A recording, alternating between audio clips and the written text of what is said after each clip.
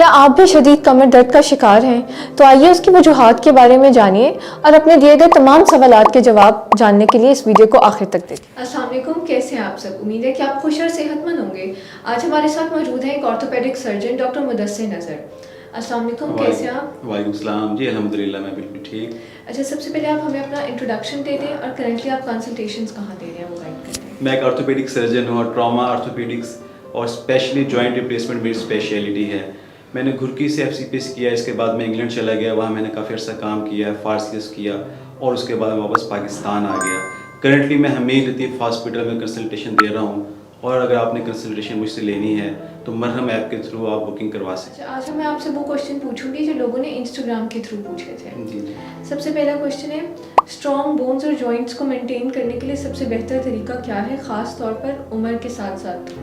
اچھا، اس میں کچھ چیزیں ایسی ہیں کہ ایجنگ کے ساتھ تو تبدیلیاں آنی ہی ہوتی ہیں، ایک چیز وہ ذہن میں رکھنی چاہیے، لیکن اس پروسیس کو ہم منیمائز کر سکتے ہیں کہ اس کا جو پروگریس ہے وہ سلو سے سلو ہوتی جائے۔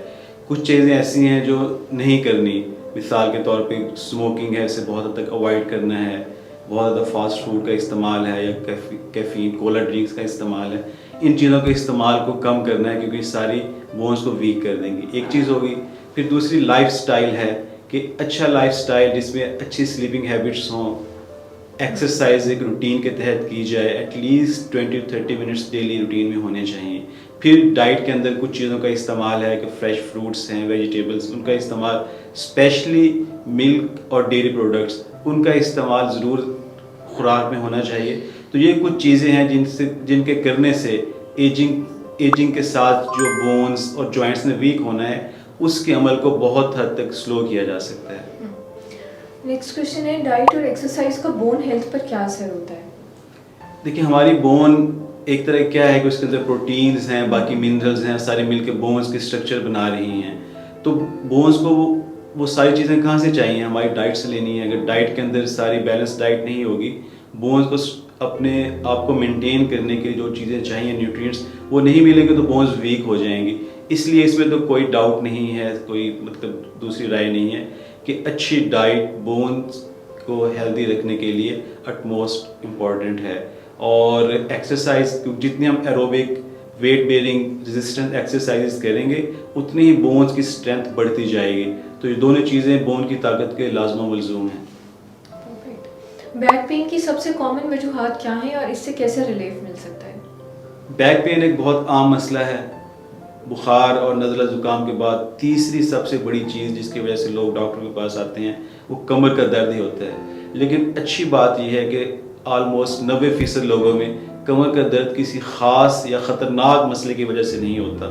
عام طور پہ جو سب سے کامن ریزنز ہوتی ہیں کہ مسل اسپرین ہو گیا، کوئی اسٹرین ہو گیا، یا انڈیو پوسچر میں آپ بیٹھے رہے تو مسل اسٹف ہو گئے، اسپیز میں چلے گئے۔ اس کے علاوہ جو سب سے کامن جس کو ہم ٹیکنیکل ٹرم میں کہہ سکتے ہیں وہ مکینیکل بیک پین ہے۔ اس کے علاوہ اور بہت سی اہم کازز ہیں، انفیکشن کی وجہ سے ہو سکتا ہے، ڈسک کے مسئلے کی وجہ سے ہو سکتا ہے، مور ایک دوسرے سے آگے پیچھے ہو گئے ہیں اس کی وجہ سے ہو سکتا ہے، خدا نخواستہ کوئی گرا اس کو چوٹ لگی ہے اس کی وجہ سے ہو سکتا ہے، اگر کوئی ٹیومر ہے اس کی وجہ سے ہو سکتا ہے۔ لیکن جو سب سے کامن کاز ہوتی ہے وہ mechanical back pain. Chronic back pain کے لیے ٹریٹمنٹ آپشنز کیا ہیں؟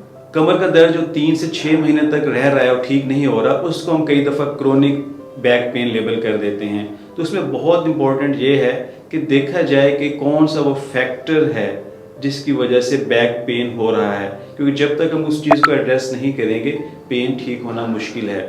تو اس میں جس سے پہلے ہم نے ذکر کیا ہے کہ اگر تو کوئی پوسچر کا پرابلم ہے یا کوئی نیچر آف جاب اس طرح کی ہے جس میں ہیوی لفٹنگ کر رہے ہیں یا پرولونگ سیٹنگ ہے، تو ان چیزوں کو پراپر ایڈریس کرنا ہے۔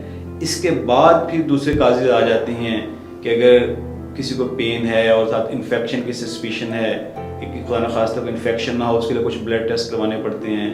اگر کسی کو ڈسک کا مسئلہ ہے اس کے لیے کئی دفعہ میں ایکس رے MRI کروانا پڑتا ہے۔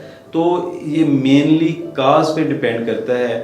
اگر جب تک ہم پراپر اس کو اسیس نہیں کریں گے، اس کی کاز کو، پریسپٹیٹنگ فیکٹر کو نہیں دیکھیں گے کہ جو بیک پین کو کاز کر رہا ہے، اس وقت تک اس کو ٹھیک کرنا بڑا مشکل ہے۔ سٹریس جو لائف میں کسی لیول پہ بھی ہو وہ ایک اہم کنٹریبیوٹنگ فیکٹر ہے جو کہ کرونک بیک پین کی طرف لیڈ کر سکتا ہے.